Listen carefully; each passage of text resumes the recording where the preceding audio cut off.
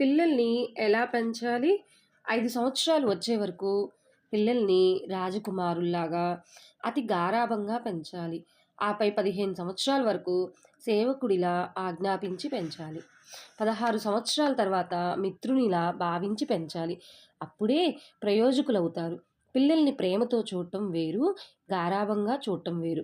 ప్రేమతో పెంచితే ప్రయోజకులవుతారు. గారాబంగా పెంచితే మీకు, దేశానికి, కట్టుకున్న దానికి సమస్య అవుతారు. చిన్నతనంలోనే మన తల్లి, తండ్రి నుంచి మనం ఏం కోల్పోయామో, ఏ విషయాల ద్వారా జీవితంలో ఏ స్థితికొచ్చామో గమనించి, అవే తప్పులు మళ్ళీ చేసి, ఆపై చింతించకండి. పిల్లలు పెరిగి, పెద్దయి, ప్రయోజకులుగా మారి, మనల్ని ఉద్ధరించే స్థితిలో ఉండాలి.